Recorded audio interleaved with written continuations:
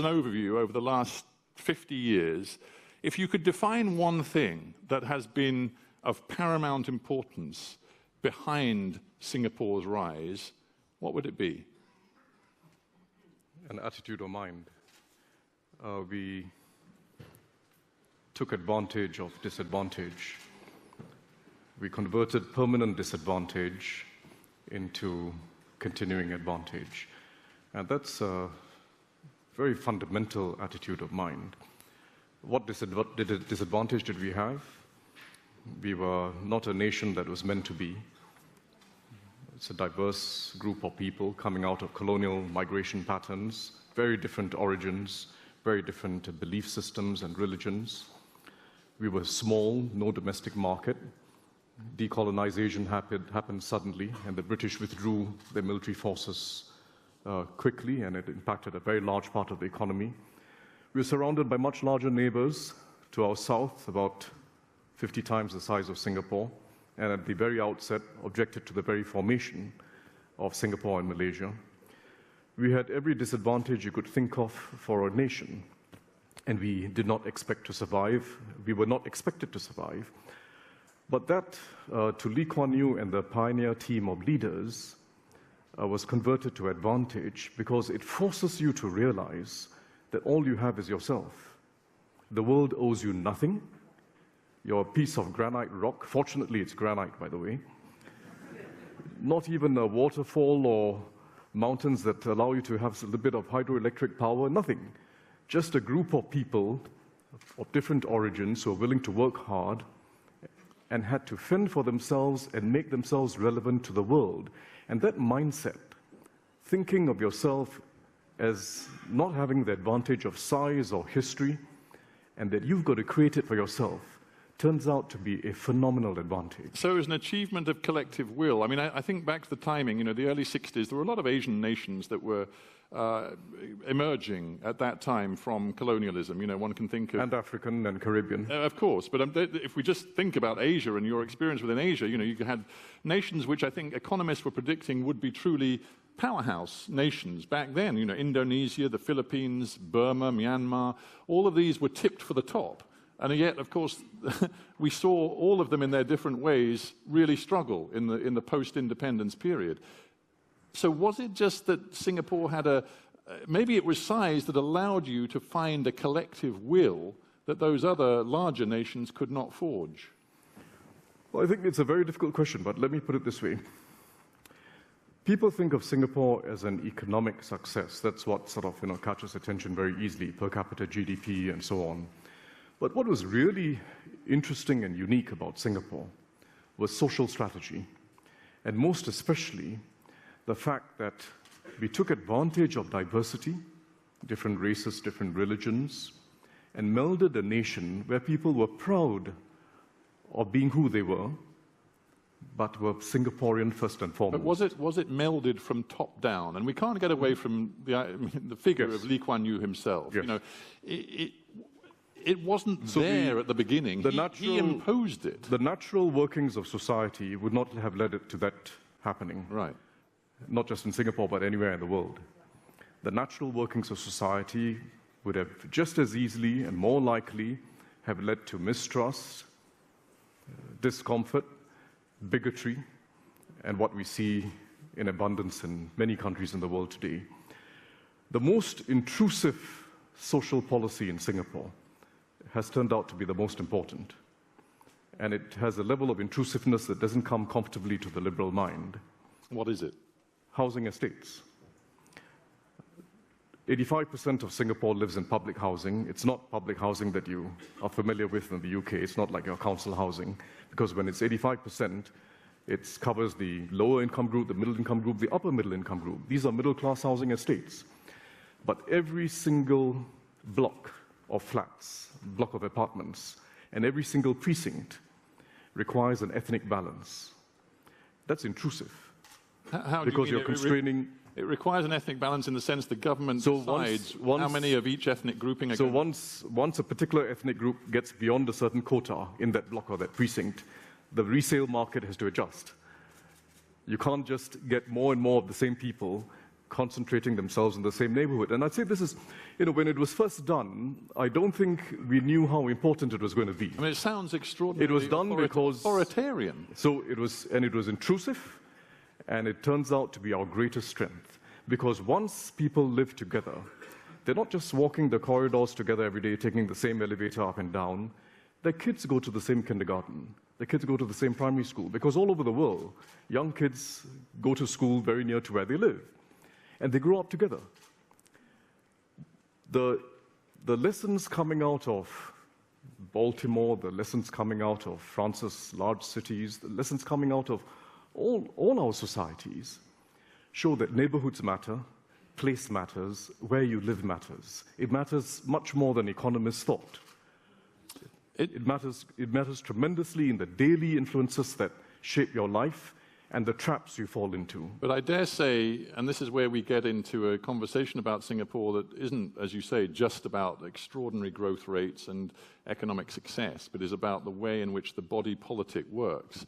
To some of us sensitive flowers in the West, the authoritarianism that underpins that approach to managing a society feels uncomfortable to us. Yeah, so that's a caricature. I mean, even The Economist, which is not exactly a cheerleader for Singapore, would say, as it just did in its editorial form of obituary when Mr. Lee Kuan Yew passed away, that Singapore has free, fair, and regular elections. We are a parliamentary democracy, not in exactly the same mold as Britain or the United States, certainly. No, I mean, but we are a parliamentary democracy, and an elected government makes decisions which it feels are in the best interests of the country today and for the future. And we are accountable for it. Yeah, I mean, it's a democracy of sorts. You don't have a genuinely free, truly liberated press. Not in the British sense. No, well, not in any sense. I mean, but in the much as I'd like to take credit for the notion of a free press, it's not a British idea. I didn't mean it entirely as a compliment, but as a description.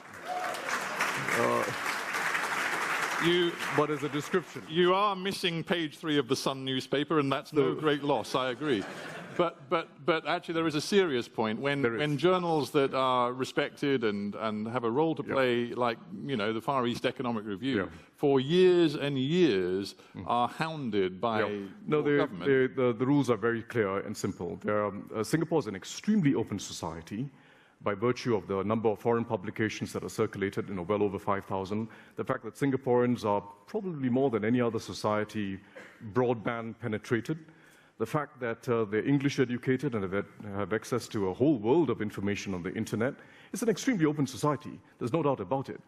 We are unconventional in requiring in our laws that we have the right of reply when foreign publications publish something that we feel is false or misleading. We just have the right of reply.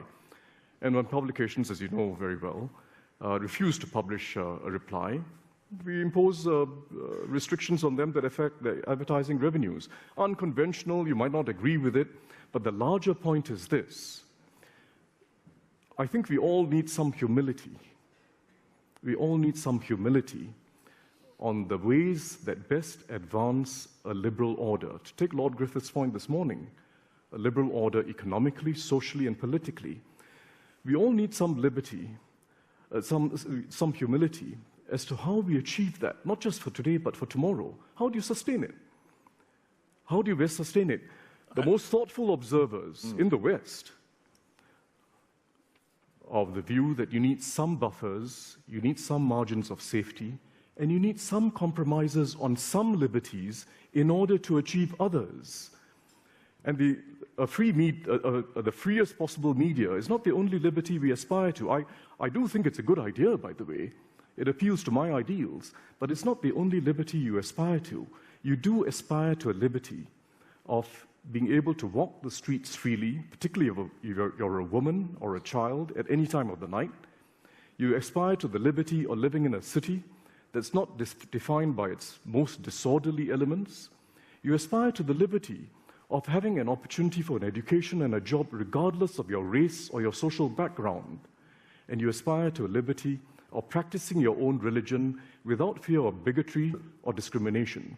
Those are very important liberties in many societies, and they're lacking in many societies. Well, I think we're getting into a very interesting area, and Singapore, to me, is the sort of body politic which we in the West struggle to define in a way, because maybe we have a slightly sort of simplistic binary approach to this. We either want, we look at free societies like, I suppose, mine or Western European or the US models, we would say free societies, and then we would look at a China, for example, and we'd say a not free society. They have capitalism of a sort, but they certainly don't have democracy. And we'd say not free and dysfunctional politically. You sit in neither camp. Uncomfortably. As far as we're concerned, we can't really pigeonhole you.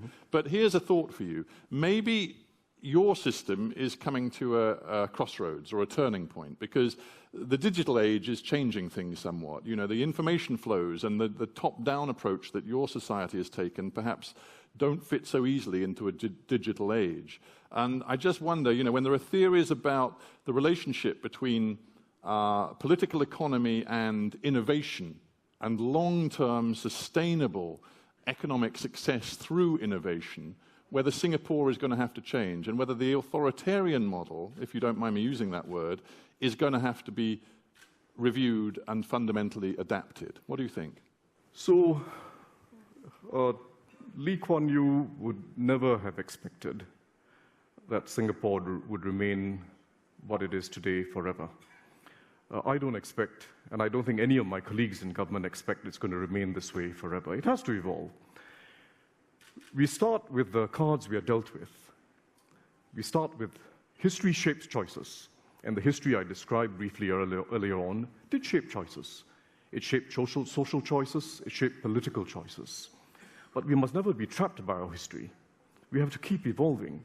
And it is a worthy ideal to aspire for a system where individuals are well educated, are good judges for themselves of the information they read on the internet or on the media, are able to make their own minds up. I think that's a worthy ideal to aspire towards. But how do we do it in a way that's self-sustaining? And to think that you simply, if all forces are let loose, whether it's the media or anything else, that you're able to achieve the liberties that matter most to people. Safety, freedom of religious belief, the freedom to aspire in life and achieve what you want through hard work. But those are very important liberties. But simplistically put, is there going to be room for more individualism in Singapore in the future? So if you look at Singapore today compared to not even 50 years ago, 10 years ago, it's a vastly different place. It's a vastly different place. Singaporeans are educated, discerning, skeptical, and critical people. They know what's what. There's no doubt about it. And Singapore continues to evolve. It's a function, of course, of the fact that we've had some success in education. It's a function of the fact that, as you say, it's a digital world. It's an open world. So there's no doubt about it. But let's not think that we are all moving teleologically towards that destination that you now see in the United States or UK. We'll all have to evolve, and we all need some humility as to how we progress democracy. But will Singapore always be the kind of society where the government says, ultimately, you can't live there because the quota for your particular ethnic grouping has already been reached, you've got to go and live there? Is it going to be that kind of society forever? That's imponderable. I think it'll be naive to think that you can lift it and people will automatically gravitate towards diverse neighborhoods, and you won't, in fact, get the reverse. Because if you look at the most advanced democracies, that's exactly what's happened. You have in the United States, you have in France, you have in Germany, you have even in the United Kingdom. In the United Kingdom, half the Muslim population lives in your bottom 10% of neighborhoods. Did it happen because of some random chance? Or does it happen because that's the natural workings of society? We have to address these facts honestly and realize that, look, human beings aren't perfect. Everyone has biases, discomforts, a sense of liking or distrust for each other. And there is a role of government and elected representatives to unify people. And it doesn't happen through speeches. It means you need mechanisms, you need instruments. They mustn't be too constraining on individual choice, but you do need to constrain something. And you end up a better society, or don't you? That's the test, not whether the government is right. Do you end up a society that people feel more comfortable in? That's the real test. It's easy to talk about Singapore, but quite frankly, this is a challenge we all face. Oh, absolutely. I mean, listen, I know full well that the sorts of issues that come out of making an ethnically diverse nation work are extremely important to a whole bunch of nations far beyond Singapore, not least my own. But it seems to me you are now facing some of the problems that other nations have faced for quite a long time. Let's talk a couple of specifics. One, immigration. Mm-hmm. Big issue in Singapore today. In fact, one could argue it's one of those issues which is prompting a new kind of very active, passionate debate where opposition is actually, coming out onto the streets, using the internet in ways that we haven't seen before. Because your government looks at the demographics of Singapore, looks at the need to keep growth going, and thinks, our own people aren't having many babies. We are going to have to manage continued immigration into the country to the tune of, I think by 2030, the plan was to turn a population of 5.3 million into 6.9 million. Not a plan, but it wasn't a plan. It was mooted anyway, and it drew an awful lot of opposition from native Singaporeans. Yes. So what are you going to do? You've got this problem. You need the numbers, but immigration, like in so many nations around the world, is now a hot and difficult political issue. What are you going to do? So it's a challenge that many countries face, and small countries face it more than others. Switzerland faces it in a very pointed way.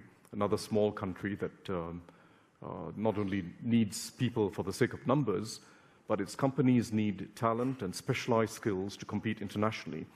But we are a society. We are not just St. Gallen or Stuttgart or San Diego. We are a country. We are a nation. And that means it has to be a nation that people feel is their own. It's got to have social mores and a tone that people feel is Singaporean, but with an openness that allows us to take advantage of the skills and expertise and track records and networks of foreign individuals. So staying open, but remaining Singaporean at the core is what we have to achieve. Well, that sounds and it's terrific, a matter of balance. What are you actually going to do? Are you going to bring in this new, 30% of your population by 2030 or not? So we're already at 1/3 of our workforce that is foreign, and we hope to keep it there as long as we can without letting it rise indefinitely. And that's something we implement through labor market rules. We've got levies, we've got quotas, and so on. But you can't have a free-for-all. You can if you are one city in a larger country, but we are a country by ourselves, and you need a balance. And integrating foreigners in our society is just as important as thinking about the numbers, just as important as thinking about the quantity. You've got to integrate people as well as you can, and Singaporeans have to feel that, yes, this is my country, but I'm proud to be working in a world-class team. Now, another challenge you face is on the size of government. You've talked already with me about the investments made in housing, for example, and that's going to increase. I know it's a huge part of the public budget. Education, British politicians are in the election, they say we're failing in education, look at Singapore, and they cite your amazing exam record and your numbers of skilled graduates and the way in which you skill up your people. So you invest huge amounts in education. If you look at the figures, your government is actually an advocate of massive state spending. That's the way you run your country. And because you've got such a successful economy, you've managed to do it without, with budget surpluses until last year, where you just fell into a deficit. And I don't know whether you are worried that looking forward, particularly if you mix demographics with the size of your government and the ambition of your government, you are going to run into real problems. So, I think we're a very interesting case of a country that has low government spending, by the way, by most standards, as a percentage of GDP, low taxes. Well, as long as your GDP keeps climbing. Yes, but our starting point is not a bad one. We've got relatively low government spending and revenues, but we are able to achieve the social outcomes that countries with much larger spending do. And how do we do it? I think one of the very important lessons of the last 50 years is that traditional concepts of welfare and social expenditure and government intervention have led to a weakening of private initiative and personal responsibility. Not because that was the intent. It never was the intent. It was never the social democratic intent to weaken private initiative and family responsibility. I mean, look at the Scandinavian countries. They used to be amongst the most hardworking countries in the world. The Swedes were incredibly hardworking, industrious people. You're using past tense, are you? Have Swedes become lazy, or what's present active tense. They're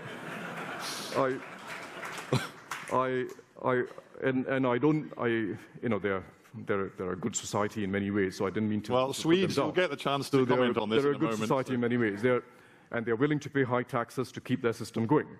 But the point is, there are ways in which an active government can intervene to support social mobility, to develop opportunities, and to take care of the old, which doesn't undermine personal and family responsibility.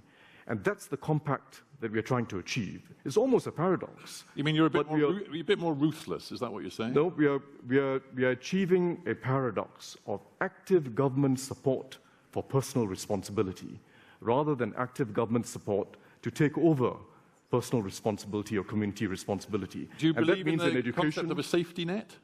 So we believe in a concept of support for you taking up opportunities. So we don't have unemployment. I believe in the sometimes simplicity of yes or no answers. What about this idea of a safety net? Do you believe? Does Singapore believe in the notion of a safety net for those who fall between the cracks of a successful economy? I believe in the notion of a trampoline.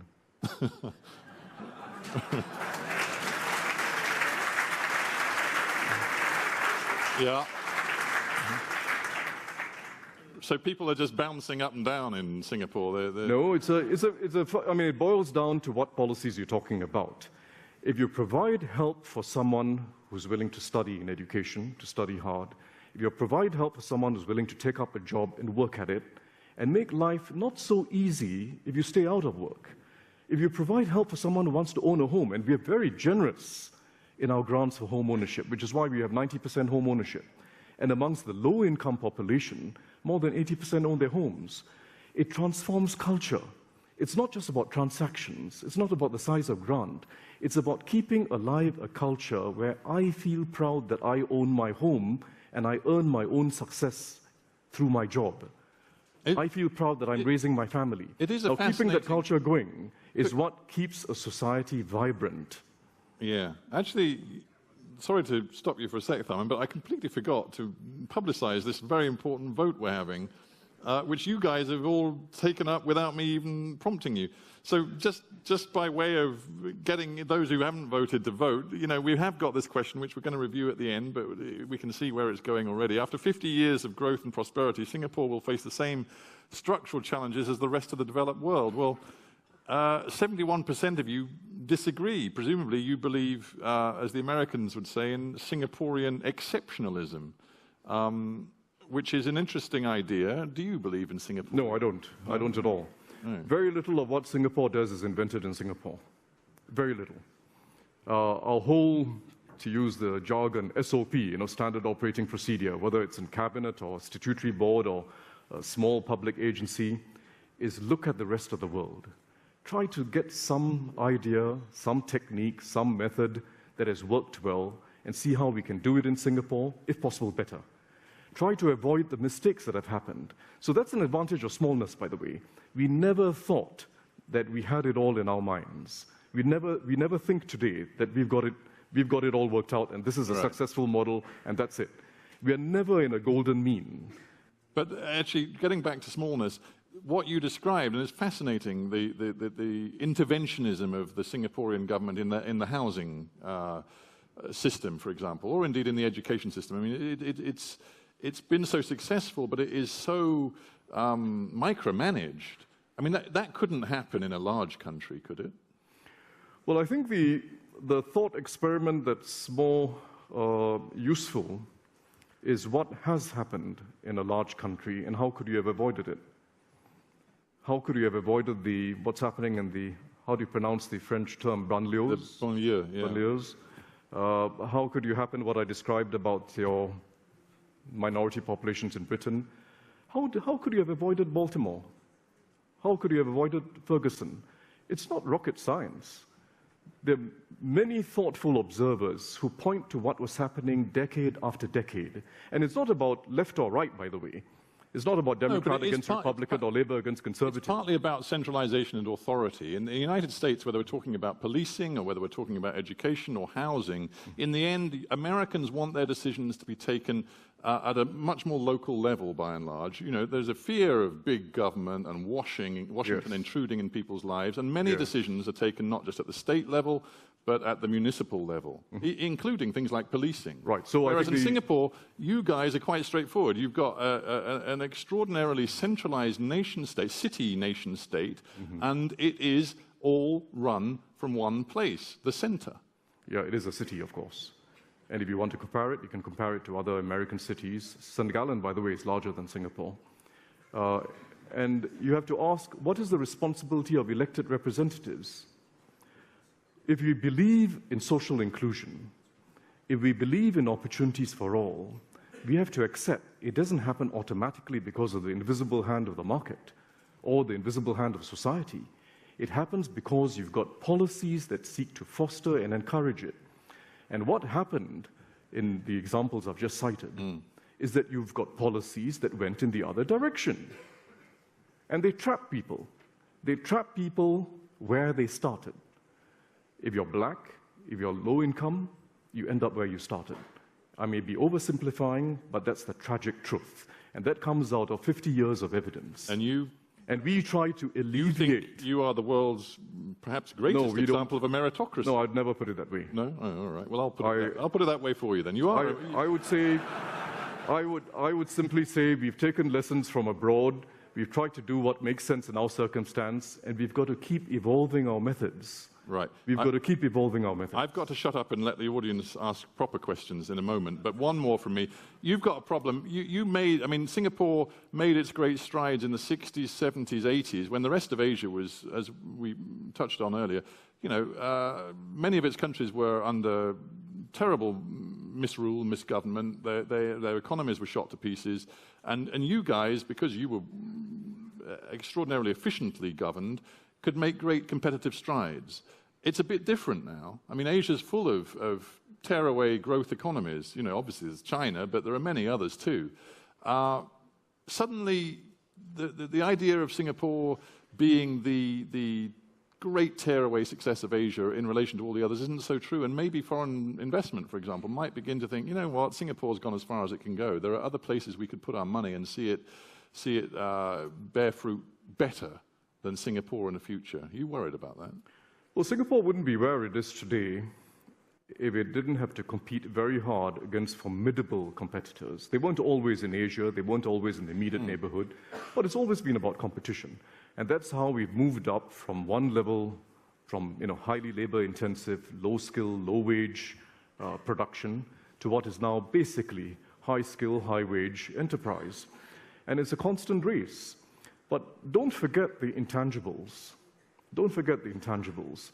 There's some advantage in being constant, in keeping to your promise, sticking to the contract, and building confidence amongst every investor that in 20 years' time and 30 years' time, the rules are not going to change. And being constant, does that mean that Lee Kuan Yew's family will always be in charge? No, I think that'll be most unusual. It's a meritocracy. It'll be most unusual if that was the case. Certainly, it's not the way in which, I can't speak on behalf of them, but it's not the way most Singaporeans would expect it to be. And certainly, you really wouldn't want it to be a situation like, if you look at... I thought you were about to say the United States, where it's either the Bushes or the Clintons. So let me, to be frank, if you look at parliamentarians below the age of 30 in India, every single one of them is a member of a political dynasty. Every single one of them. So we believe in meritocracy. It's hard work. It's sometimes imperfect. There are always advantage in family connections and wealth, but we've got to keep working against that. All right. Right. I love leaders of tomorrow. So leaders of tomorrow, put your hands up. Oh, there's one there waving enthusiastically. Hello, my name is Girish and I'm from India. Well, since we're talking a lot about diversity in Singapore, I was just thinking that India had largely a very similar time span. And if you look at the diversity, it had a very similar endowment in terms of diversity in belief systems, diversity in populations, and in some ways, similar colonial past. So given the same, India, however, has chosen to take a different route and a different approach to things.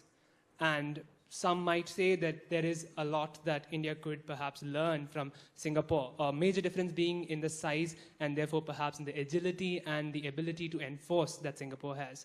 So would you have some things that India could learn, perhaps, or countries like India could learn from Singapore? Well, good. I'm going to stop you. Good question. I mean, in a nutshell, you're a very small nation. India's a bloody huge nation. Mm-hmm. But are there some universalities here that could apply across? Right. Got to answer that, just that one by itself? Yeah, go on. Okay, go on. Well, maybe a fairer comparison is to look at India compared to other large, complex societies, and China is a good example.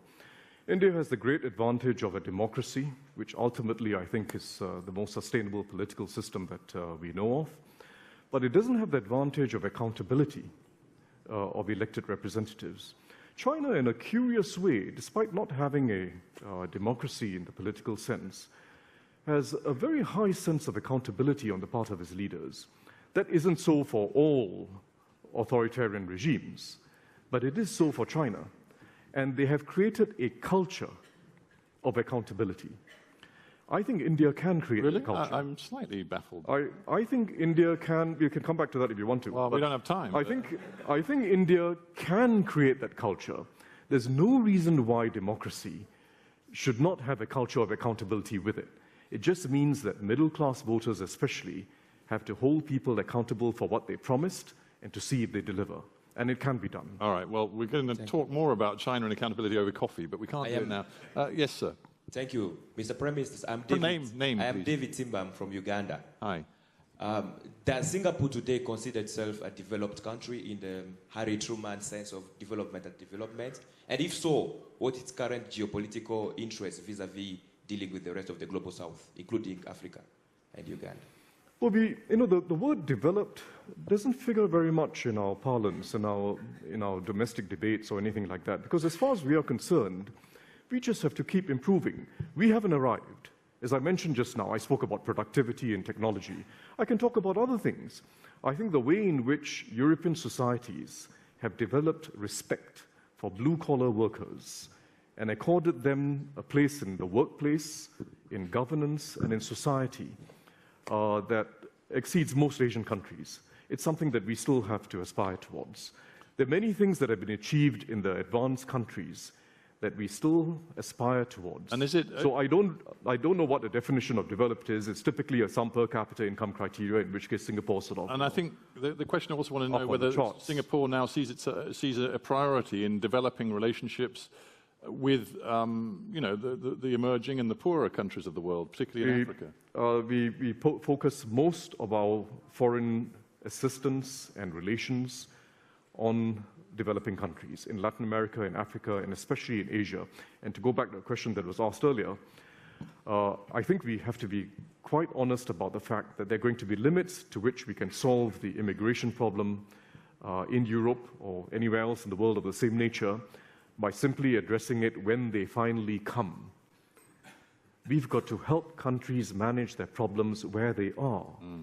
And we have to take very seriously the predicament and complexity of Africa and do our utmost through multilateral institutions and bilaterally to help them uplift themselves, solve problems at their source, not when they finally come. As I'm just literally 2 days ago back from Zimbabwe, I would agree with that entirely. Now, we've got to end. I want two more questions, but I want both from women, because I've failed to call upon women so far.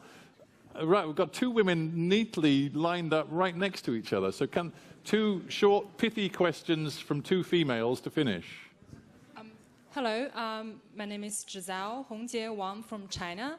I've never been to Singapore before. I hope one day I will. So I can just ask a naive question, from a view of the outsider. I hope it's not like entirely irrelevant.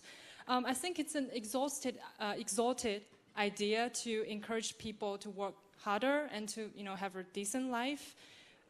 But you mentioned something like that you would actually make life harder for people who are not willing to work in Singapore. And this actually reminds me of something I saw earlier this year when I was in the US. I was actually touched by some of the freedom some of the people enjoy there. They could actually, just have some unconventional and even chaotic years of their life.